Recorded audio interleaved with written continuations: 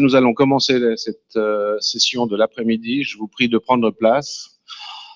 Thank you, ladies and gentlemen, to take your seat. We are starting this afternoon session, and I would like to introduce you Mr. Robert Tickner. Robert Tickner is a former Australian Labour Party cabinet minister. He became also Mr. Larson. No. So he became afterward Chief Executive CEO of the Australian Red Cross in February 2005. He is now the Deputy Secretary General of the Fédération Internationale des Croix-Rouges et Croissants-Rouges. And by the way, Mr. Tickner was also Mayor of Sydney for a while. So, dear Robert, dear colleague, please, I give you the floor.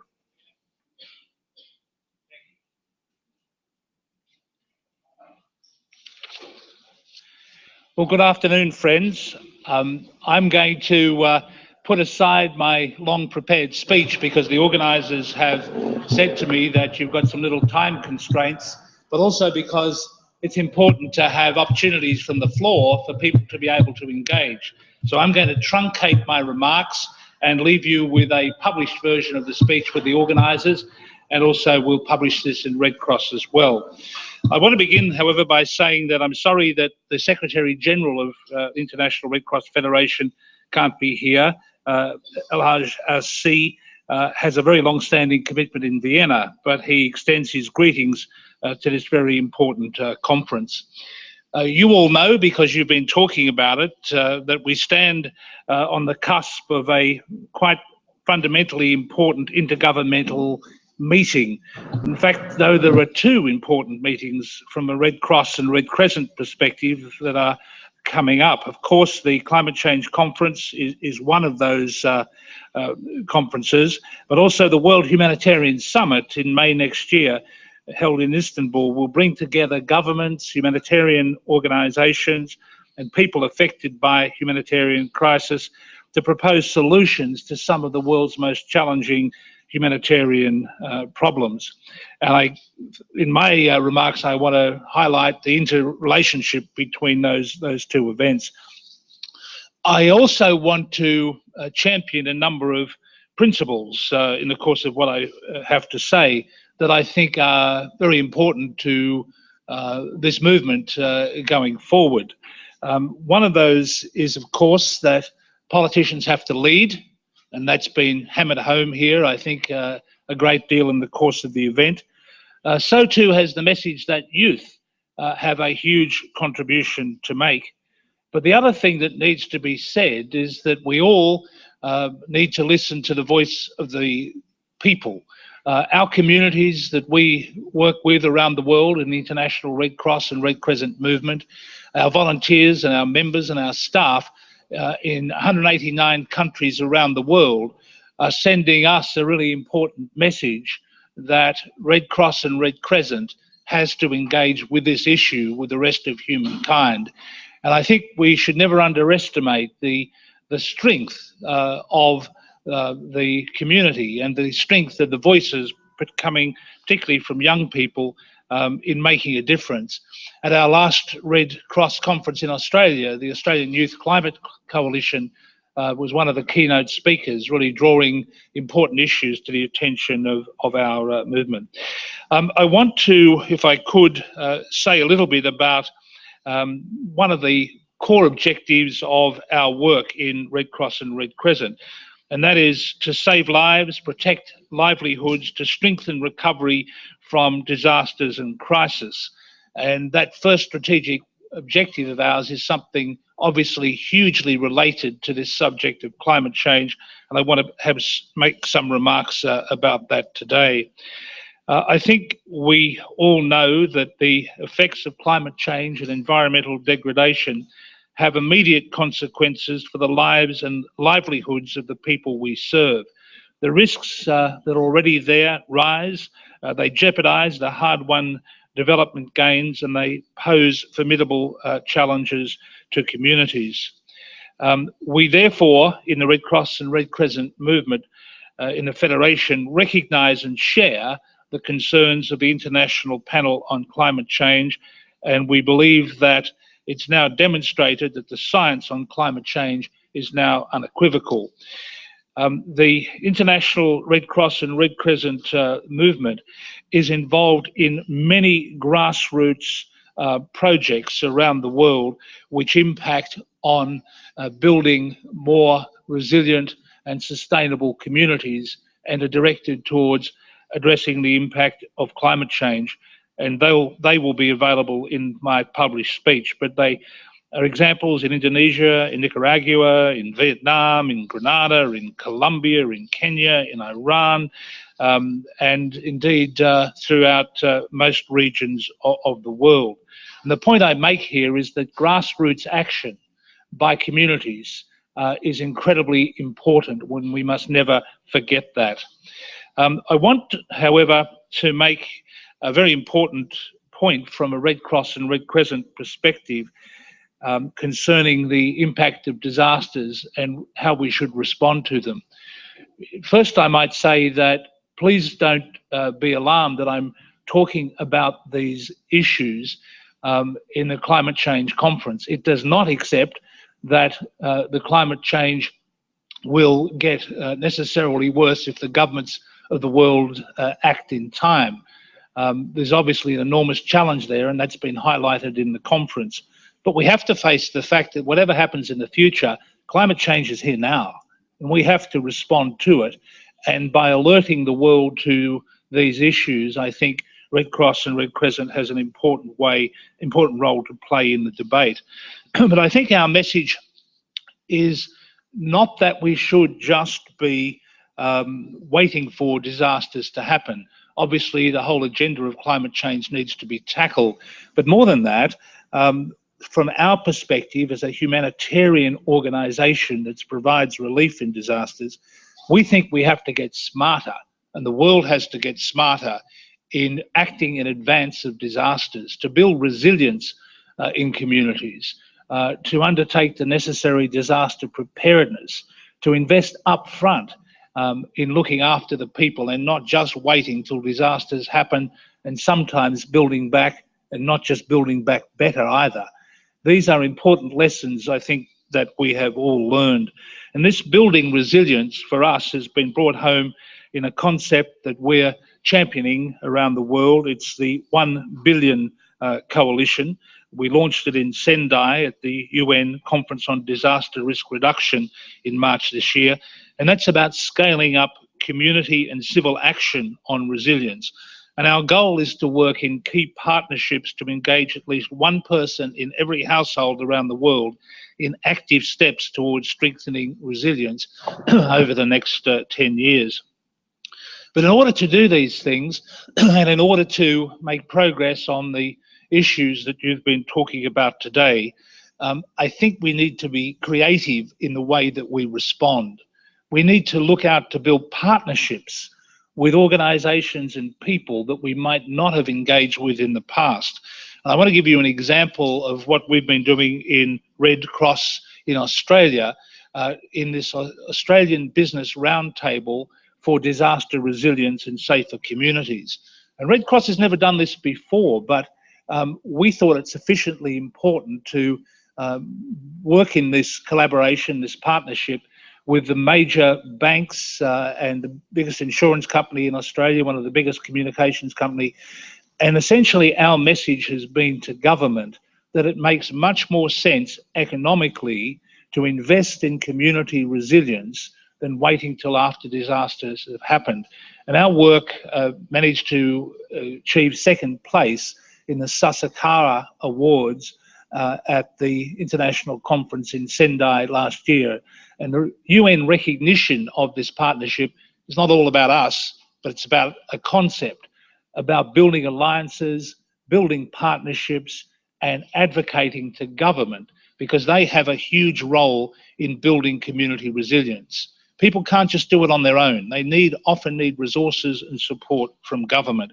And so that is one of the messages, I think, for all of us in going ahead and seeking to influence governments.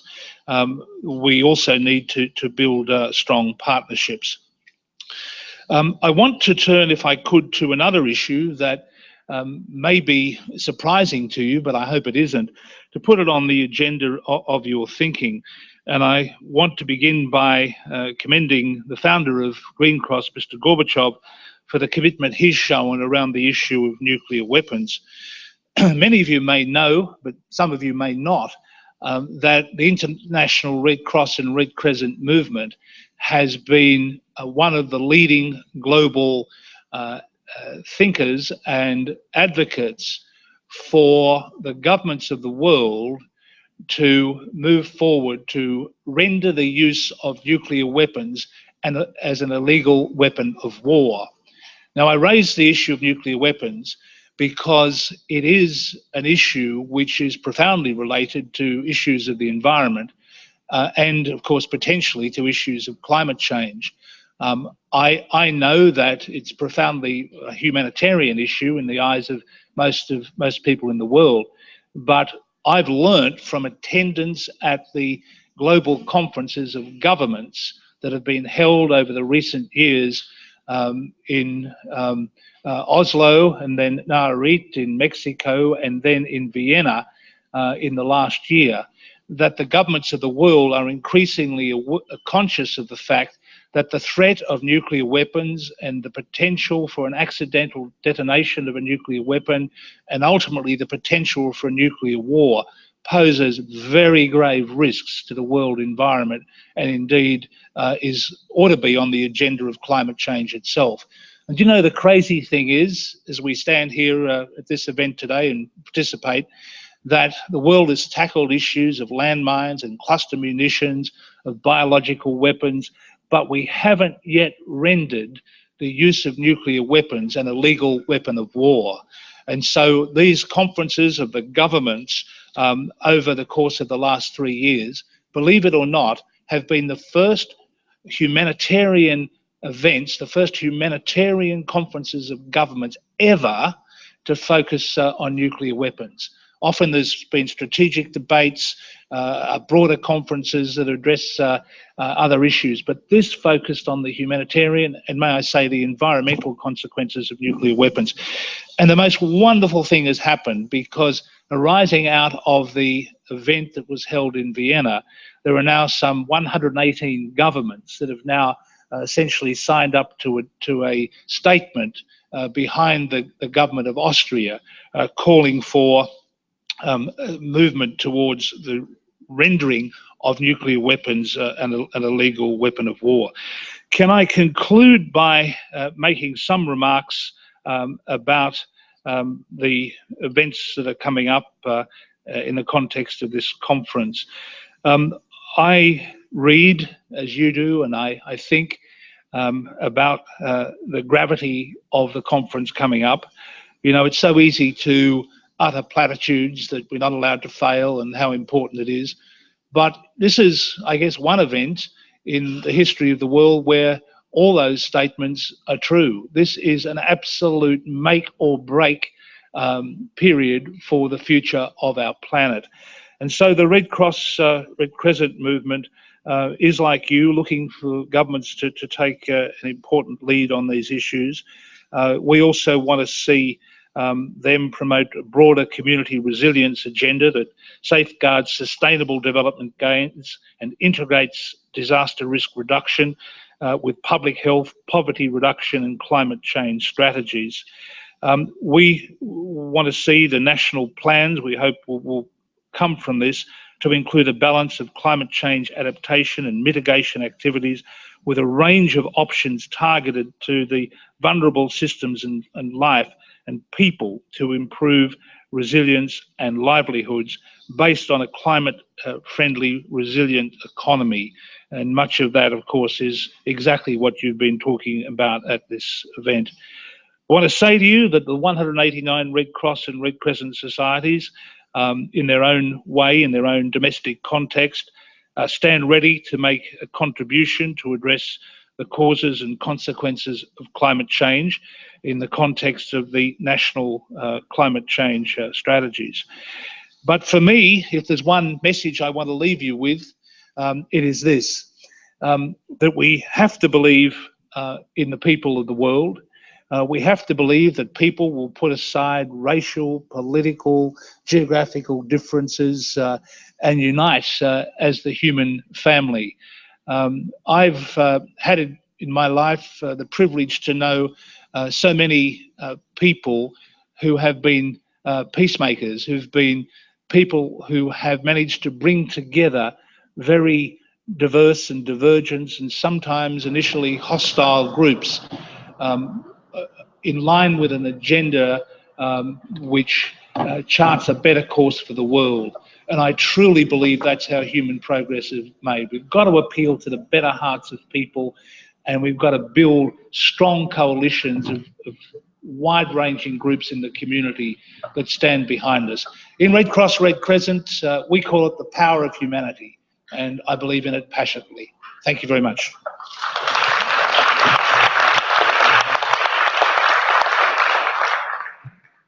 Thank you, Robert. Robert Tickner is agreed to answer to any question after the presentation of Jean-Michel Cousteau and Bill Ritter. So now I have to introduce you one of the famous French citizens, I would say Jean-Michel Cousteau. It's difficult to present himself because his career is so incredible.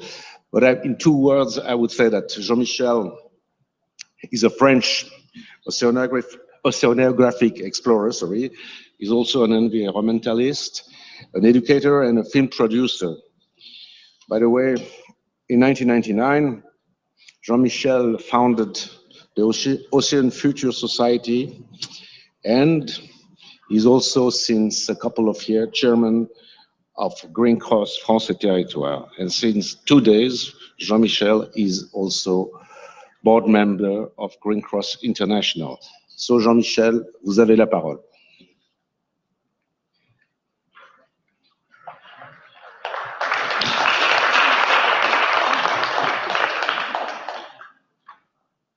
Keep some for the end.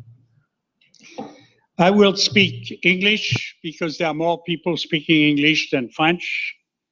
And I want to apologize, but I thank you. And I'm extremely honored to be part of this conference. And I've had the privilege of knowing President Gorbachev several years ago, and I have a profound respect for this gentleman and his creative mind, which has led us to where we are now in many, many ways.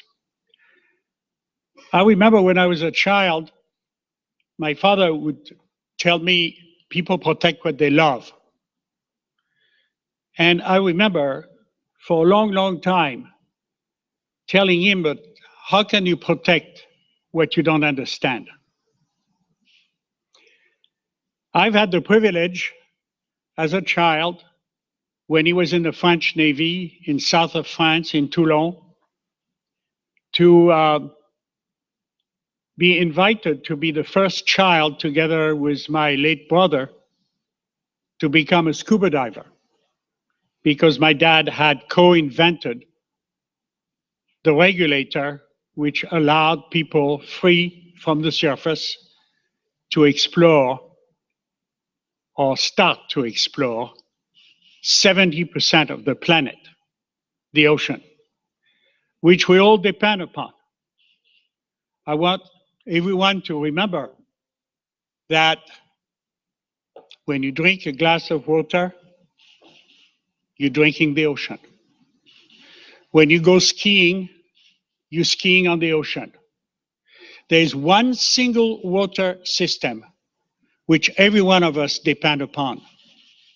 And the quality of that water is linked to the quality of life. No water, no life. So I'm amazed to see how little focus is being put upon, even in conferences like here, on the ocean. Without the ocean, we wouldn't be here. And we're all connected to it. At the age of 7, my dad put a tank on my back pushed me overboard, and I became a scuba diver. And I've never stopped and never will stop, because we know more about what's on the other side of the moon than we know about what's on the bottom of the ocean. And how can you protect what you don't understand? And we all depend upon it. That gasoline you put in your tank is coming from the ocean.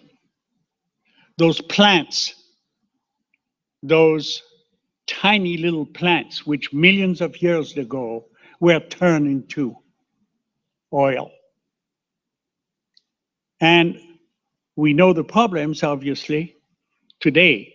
And fortunately, this has been addressed a lot here.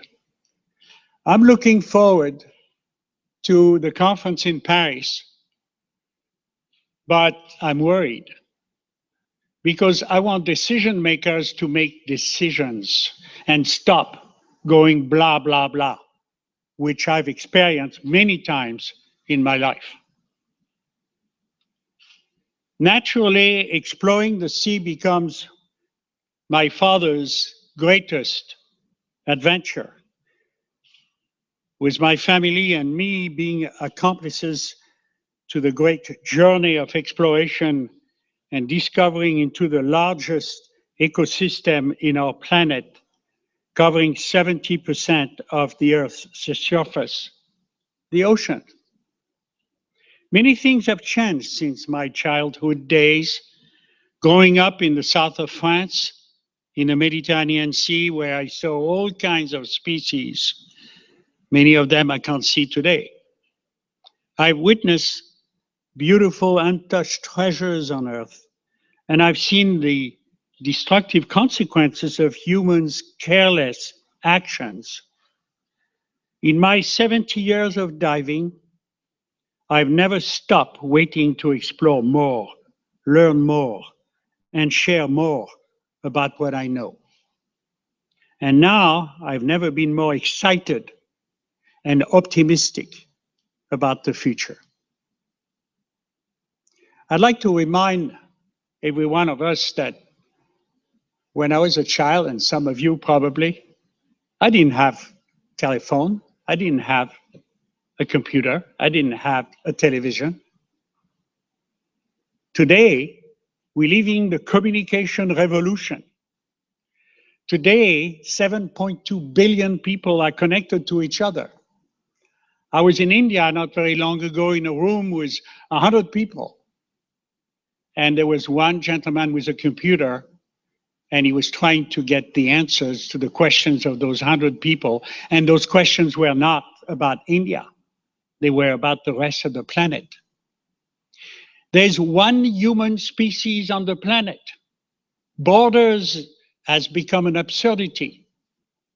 We're talking about one planet, Earth, which we all depend upon. And we need to take care of it, to take care of ourselves. We are the only species on the planet that has the privilege and the advantage of not disappearing if that is our choice. Unlike many other species, which because of our poor management are disappearing. And that can change. And I'm happy to say that in December 2015 in Paris, world leaders from 196 countries will come together for the United Nations Climate Conference to talk about the greatest challenge facing humanity, global climate change and the implications to the world. But I've been talking about that now for decades. I remember when my father in 1972, was in the government of the United States and stated to representatives, if nothing is done in the next 20, 30, 50 years, which is in a few years, it will be too late. We have a few years. we can make a difference. It will not be too late if we take action now. And I want the Paris conference to have decision makers not just talk, but decide, make decisions to make sure that we can, that they can, they are parents, they have children, they care, they have grandchildren, for them to look in the eyes of their children and say, I will do everything I can so you will have the same privilege that we have had. And I have to give a lot of credit for my dad because he's the one who opened the world which we all depend upon, and I never stop discovering and understanding and wanting to share with as many people as I can. Our team, whether it is Green Cross International, Green Cross France and territories, or Ocean Future Society, which I created to honor my father's philosophy after he passed away, what we're doing is what is critical, is education. We reach out to people. Remember, how can you protect what you don't understand? And by having now millions of children who can have access to the information, they are the decision makers of tomorrow who are going to make much, much better decisions than we have made. And for decades, we have been hearing scientists talk about the threat of climate change. Human activities from the burning of fossil fuels release carbon dioxide into the atmosphere, which in turn causes the temperature of our planet to rise. Okay, we've heard that. The consequences are broad and cascading from the natural environment to human communities. The impact will continue to affect everyone around the world unless we take real action to do something about it now. And that's what I hope our decision makers in Paris will be in a position to launch, propose, decision, action, action, action. It's going to take time, but we have very little time. And we need to do it as quickly as we can. History is in the making. Discussions about the impact of climate change have been going on for quite some time now. My father, who was first and foremost an explorer and adventurer, became increasingly aware about the environmental state of our planet over time as he and his team traveled across the seas aboard Calypso and Alcyon. Through our journey, we began witnessing the ravaging effect of pollution and overfishing on the environment, and most disturbing, the repercussions to the societies that depend on their environment for their health and their economic well-beings. The problem, jokingly I said, is that fish don't vote, and that's why nobody is paying attention to the ocean. In 1992, world leaders came together for the United Nations Conference on Environment and Development called Earth Summit. It was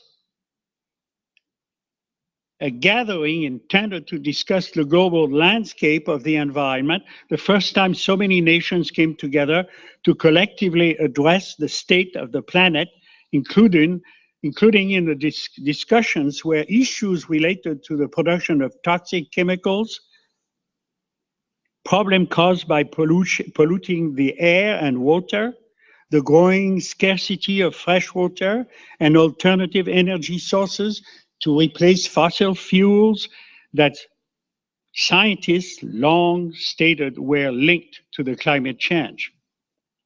As an international diplomat for the environment, my father spoke at the conference, addressed not only those present, but only sending his environmental message and concern to people around the world.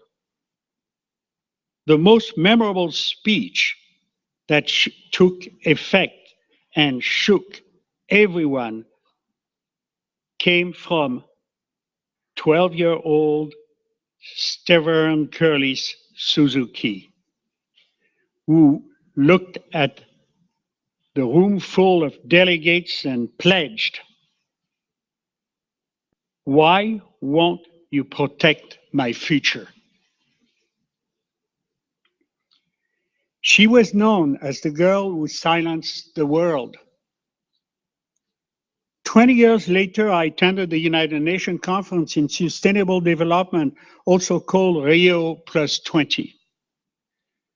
Like my father, I too possessed a deep understanding about the growing impact of unsustainable development and the crucial need for better protection of our nature resources. I had the honor of the meeting to meet the new president of France at the time, along with many other heads of states. Speaking on behalf of the oceans, my message to the attendees was an urgent call for action. We need more protection for the oceans to allow nature to replenish itself and recover from our overused use of resources. Time for action. Now more than ever, we must make important decisions and take significant actions. We are at one of the most exciting times in human history. Although it has taken a while to get here, we are finally in a place where the public has more access to information than ever before. We now understand the greatest threats that face humanity, the increasing impact of climate change, and how continued uses of unsustainable energy. The upcoming United Nations Climate Conference in Paris is a critical moment.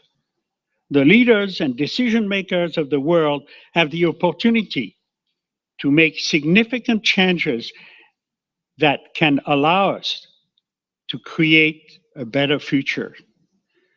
We accidentally cause the acceleration of climate change through our emission of carbon dioxide and our greenhouse gases, but we know how to fix it. We must reduce our emission of carbon dioxide. We must create tangible goals for reducing our dependence on fossil fuels, and we must pave the way for countries, industries, and businesses to transition into a clean energy economy. For too long, we have continued our path of destructive development and exploration of nature's resources. These have been huge opposition by decision makers to accept the reality of climate change and make real changes to protect our environment.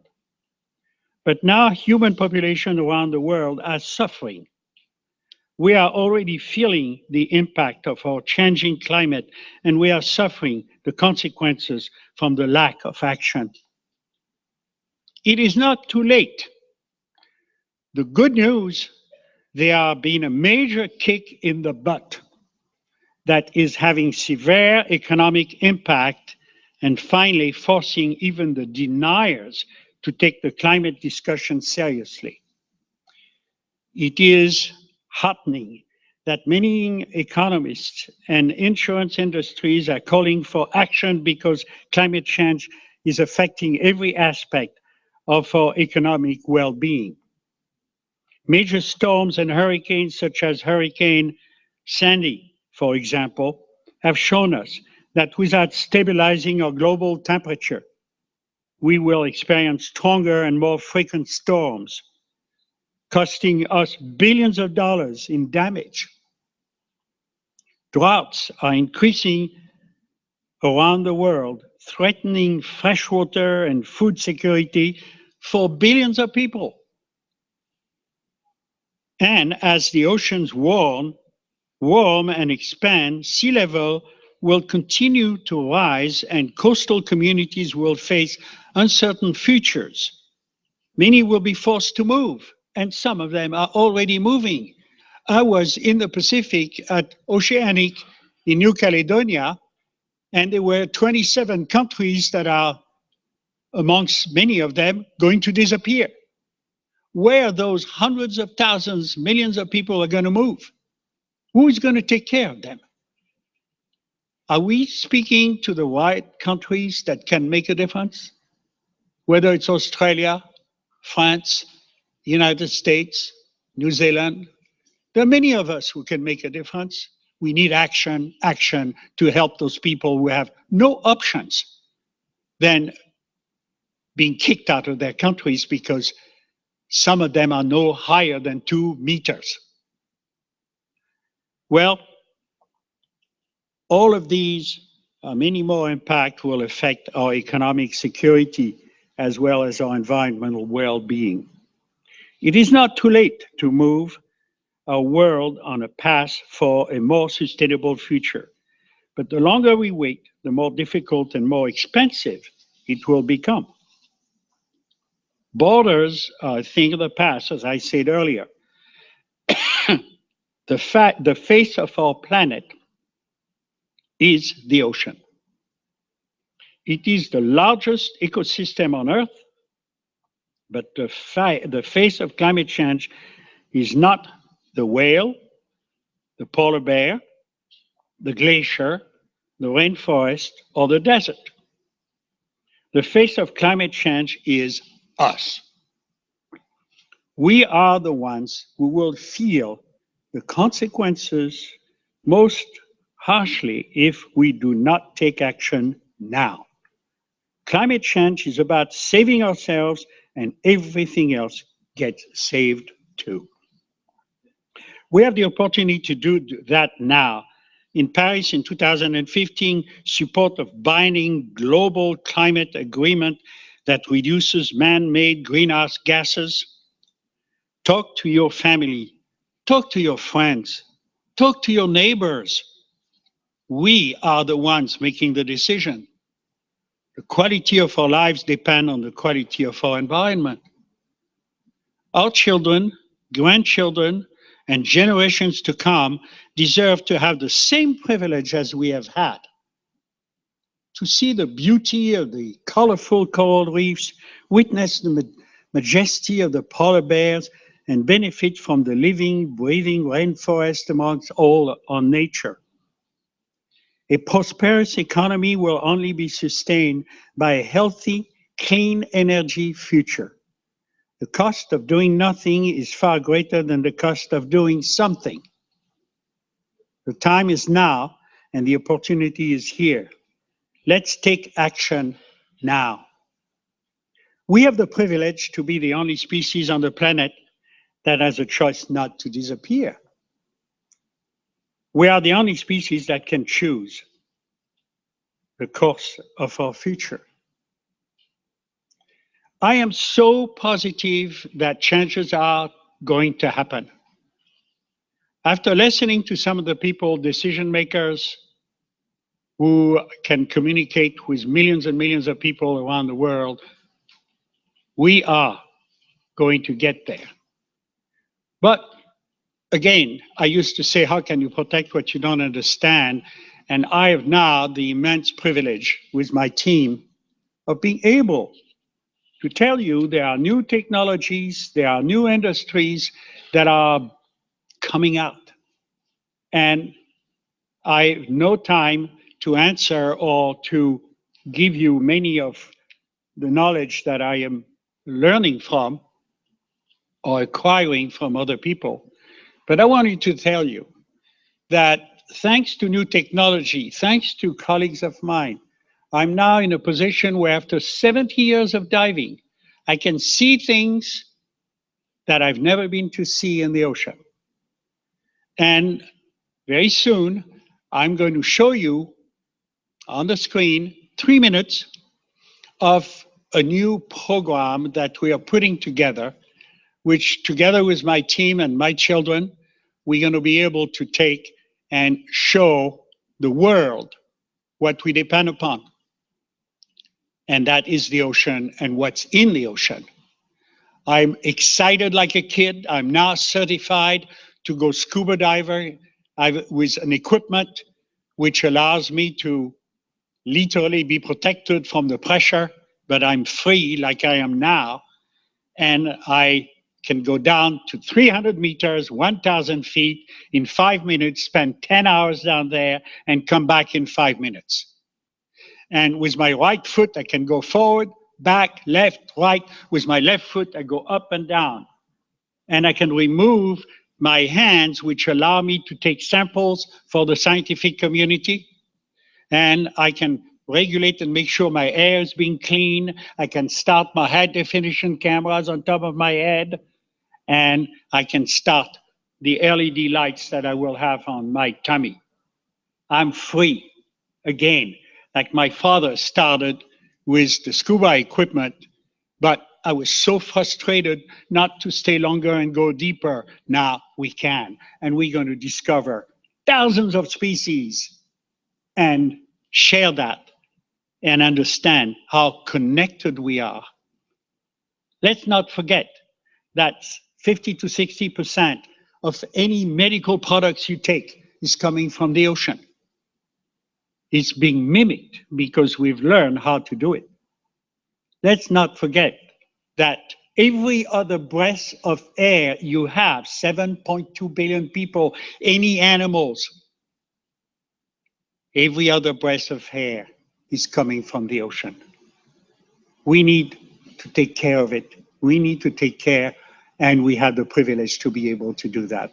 Maestro, could we see the little 3-minute show to show you where we're going now?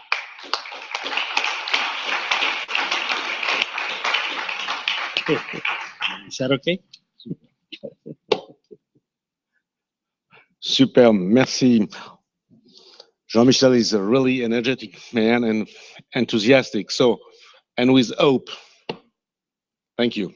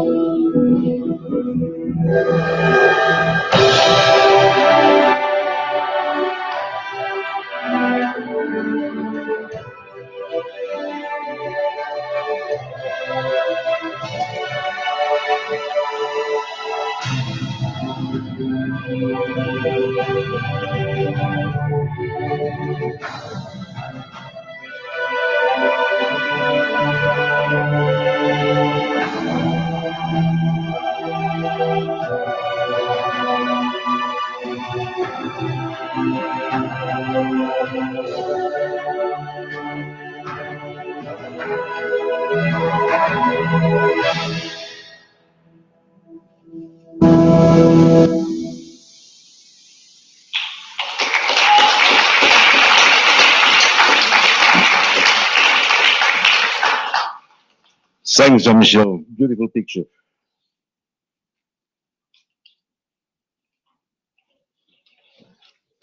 Now, this is Governor Ritter, who will speak on behalf of Bill Baker, and you will speak about the future we want. Thank you, Governor Ritter, for your presentation. Thank you. Thank you very much for the opportunity to speak again, Sean and Robert. It's a privilege to share the stage with you today. So Bill Becker, for those of you who don't know, has been involved in this conference and with Green Cross International for some time. He's a colleague of mine in the United States, and he was to speak today about the future we want, but he was unable to make it here for personal reasons, and he asked me to fill in. And so I'm going to do that, and I've prepared sort of combined from his presentation and my own thoughts, just some ideas. And I think when he had the notion of talking about the future we want, he's really going to discuss Paris, going into Paris and coming out of Paris. And so that provides the context for my remarks. There's been a great deal of discussion already about that through this conference. And I guess the fair way to say it after being here with you for the last day and a half is that some of this is not at all new. It's perhaps even a bit of a capstone to many of the things we've already talked about. It's a list of some things that we can think about in terms of the mindset or the attitude to take toward Paris, but also I would say the mindset we should have coming out, because as has been said by many of the presenters, the work will not be done at COP21. There will be plenty of other things for individuals, for communities, for states, for nations to actually still do and continue to do in order to solve the problems. After watching this film, I feel a little bit like it's from the sublime to the ridiculous, because there are such beautiful images and it was such a great piece of art. And this gets back to this place of the hardcore sort of policy discussion that we need to have, that really is what happens in a place like Paris. But I'm reminded part of this is what's necessary to do the things, Jean, that you talked about and that were so beautifully photographed and pictured in the short video that we had. So let's go to these policy discussions. In our team, so Bill Becker is part of my team. He's a person who operates as a senior analyst for the center that I run in Colorado. He's also written the President's Climate Action Plan in the last two presidential cycles, so 2012, 2008, and he's doing that again in 2016. He offers that, I've been the co-chair of that, he offers that to either candidate that emerges from the primary process. Say, you can pick this up as a climate plan. Actually, the Obama climate plan reflected some of the things that Bill had put in his 2012 plan. He's doing that again for 2016. So these are some of the things that emerged from that, but they're more about the international scene in the United States. Number one thing that we think needs to happen around the world is the phase out of fossil fuel energy subsidies. It is incredible that we look at the carbon budget is allowed, the amount of science that really has come forward saying, listen, if we really going to keep warming to 2 degrees Celsius by 2050, this is the amount of fossil fuels that we can burn. And Alexander and I and others were at a conference in Rome where we had a climate scientist say, if you want a 90% chance of holding warming at 2 degrees Celsius, then we need to decarbonize today. We're not going to decarbonize today. We're in transition. Say, listen, if we wait till 2050, there may be only a 30% chance. But to provide subsidies for governments, particularly to provide subsidies to corporations to continue to explore and extract for fossil fuels very much works against, in a very serious way, our ability to move toward decarbonization. The second thing is to look at implementing an international global price on climate. That can come through either a cap and trade program or just an outright, I'm sorry, not a price on climate, a price on carbon. It can come either way, from pricing through a cap and trade program or a price on carbon. The fact of the matter is an international agreement to do that is extremely helpful to the cause. So one of the things that happens when you begin discussing that is they say, well, this country won't do it unless this country does it. And this country won't do it unless this country does it. And that's why we think it has to come in the form of an international agreement. I want to just talk about the two greatest emitters. It was a very significant announcement that the Chinese president made in the United States a week ago Friday when he announced that China was going to embark upon a national cap and trade program. So for China as the largest per year emitter, to announce that it's going to develop a cap and trade program was significant. We've looked at the United States politics. I talked a little bit about it yesterday, and it's really going to be difficult for the United States Congress in the very near future to decide on any kind of a scheme to price carbon. What's interesting is the president's Clean Power Plan has every ability over time of developing a trading program in the United States. The EPA actually developed the final rule for the Clean Power Plan, and as part of that said, we will put in place a trading platform where states can engage and embark upon carbon trading. There's some concern about whether a cap and trade program or any kind of a carbon trading program actually reduces emissions as required by the time frame that we have by 2050. But the fact of the matter is, again, it moves us in the right direction. You have the largest two emitters, the United States through the Clean Power Plan, China actually through a decision by the national government to move in that direction. Then you're getting to a place where fewer and fewer big emitters have the ability to say that the largest group is not doing enough about this for us to be part of an international agreement on pricing carbon. I mentioned this in my remarks yesterday. It's been mentioned again. If you haven't read the Pope's encyclical, I encourage you to do this. Part of this conversation in Paris has to be about what we call the just transfer. And there are many aspects to the just transfer, some that are community-wide, national, and international. But we have to think of this from an environmental and energy justice perspective, where we could really build out international agreements that regard climate change and the environment and not take into account the impact.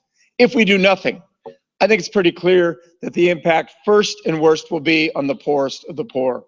The kind of migration that Jean talked about from people living in Pacific areas and also people who live at coastlands very often involve some of the poorest of the poor.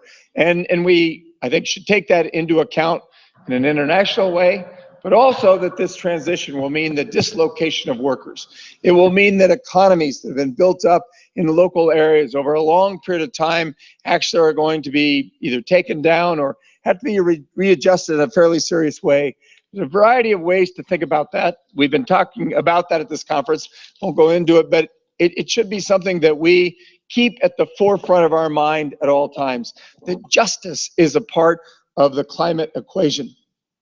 Fourth thing is we should look at this as acting in Paris. When we act on climate, and we're doing more than just acting on climate change. And in our mind, we should think about the science that says we are at the threshold of a variety of different things beyond just climate change. And those should be part of our thinking when we look at climate agreements or international agreements regarding the environment. Biosphere integrity, land use challenges that we have from impact of human development and certainly population, fresh water use, biochemical flows, ocean acidification, atmospheric aerosol loading, and stratospheric ozone depletion. Those are all very serious challenges beyond just the carbon load, and they should be part of the considerations that we have in international discussions that are about climate change. It shouldn't be limited just to carbon load. It should include those other things as well. Economic systems is something that has gained a lot of attention. There are more people talking about, can current economic systems deliver something different than we have in the past, which is a great deal of inequality, income inequality, inequity, excessive consumerism, competitive growth, so that we look at growth not through the lens of sustainability, but through what it gives us in terms of a competitive advantage over other countries. It's interesting, the encyclical, again, deals with this, and I think in the right way. Many people thought it was a criticism of capitalism. Capitalism isn't actually mentioned ever in the encyclical. Markets are mentioned. And so the focus should be on what we call capitalism with a conscience. How to do it right. How can you have an economic system that actually does, in a different way, deliver economic benefits, and economic benefits in a more widespread way? It is not a conversation that is unattached or somehow disassociated with all of the other things that we've been talking about.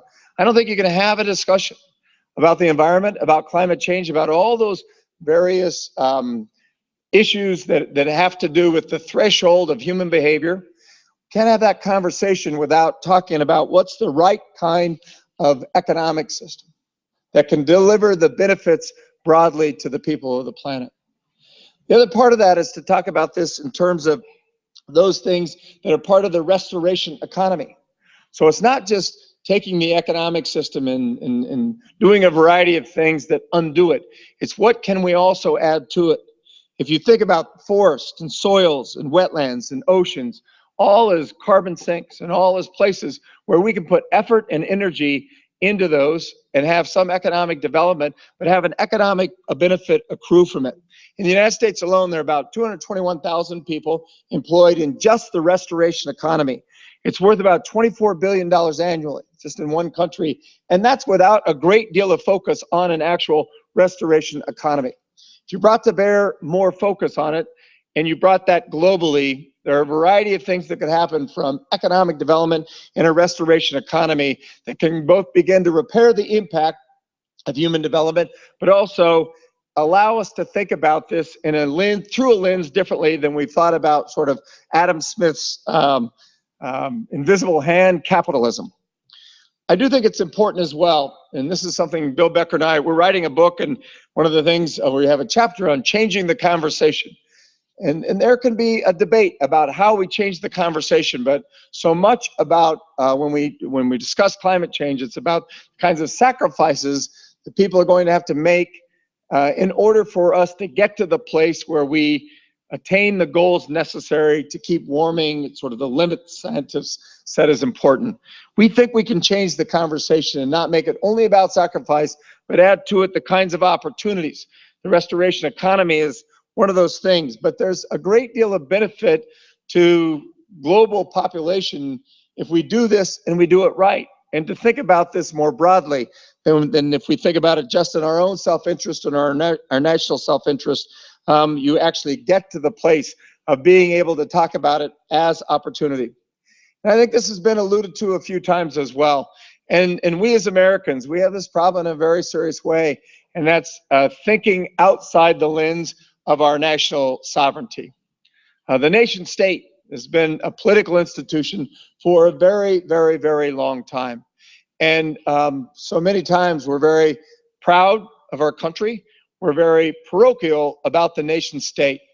But if you look at sort of the most serious problems that we face, whether it's diseases that can become pandemic, a food crisis that can easily spread across borders and become a conflict that's an international conflict, water crises, refugee crises that we're experiencing now here in Europe, but that are not just something that Europe's experienced, places in the Middle East, places in Africa, places in North Africa, places in the United States of America, refugee crises. They really no borders as they might have once.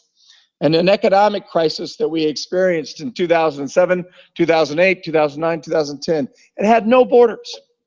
And this crisis that we have is the same. And there are many people critical of the United States and the United Nations and its institutions and the efforts that they've had to try and deal with these kinds of crises that don't know borders.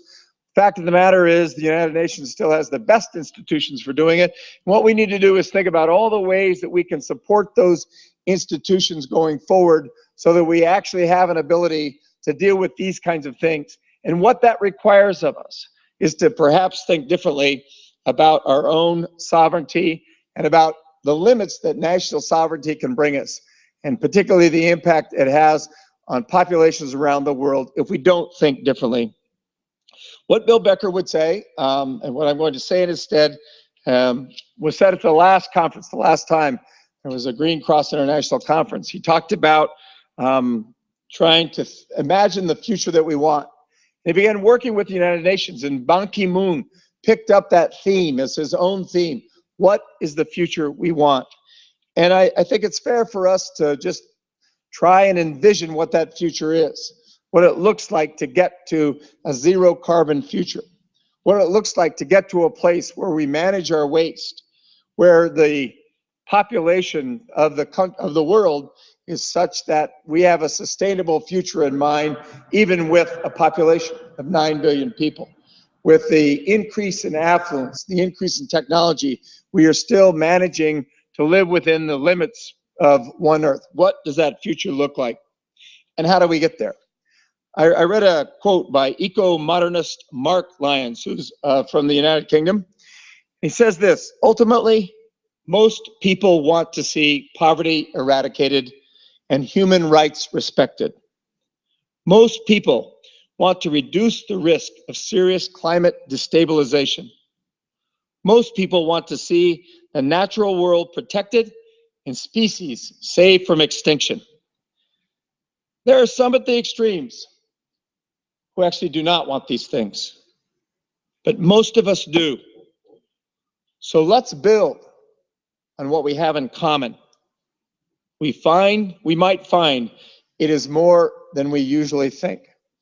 I think what we need to do is come out of this conference, do everything we can to suggest that the people going in Paris try and do everything they can to put aside the issues that divide us and the things that might distinguish our country from your country or their country, issues that might distinguish our economic and financial viability from their economic or financial viability, and really focus on common ground and the things that unite us as a population. And if we do that, I think we have a real ability not just to solve the climate issue, but to think about sustainability long-term, and to think about it in a way that's just for all the peoples of the globe. Thank you.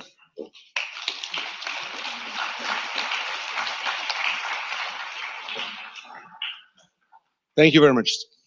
So I suggest to have 3 questions to our gentleman here.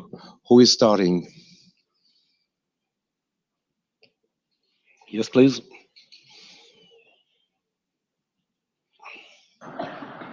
I'd like to address a question to Jean-Michel. I've been thinking a lot about new sources of energy, and one of the things that I think could be really interesting, and I know there's a company in Malaysia trying to do this, is to use the currents in the ocean, not the tides, but the currents, as a place for turbines to be put. Just have them in the currents, turning very slowly, and being there all the time. Do you have any experience with that or any comments? Thank you for your kind question. The answer is yes. And there are people at the moment who are working on turbines. I was very concerned about turbines because the fish migrate and so on. And I found out that because water is not compressible, for the same energy you get on a turbine as you get with a windmill, it's 3 rotations per minute. And the fish can go right through it. So you can install that not only in the currents, but you can install it in rivers and collect energy to serve villages at the scale of the demand. There's also the difference, not only the wave actions. I don't know if you remember, but the French had done that a long, long time ago with the tides. And then, of course, the solar energy. So there's a lot that is in the making right now, and I'm extremely excited and very optimistic. And people are going to make money, money, money. Thank you. Due to the tight schedule, I'm sorry, but we have to close this session, and we will continue immediately with the next roundtable. You mean you're kicking us out? I won't say that. Recycling. Thank you, gentlemen. Thank you.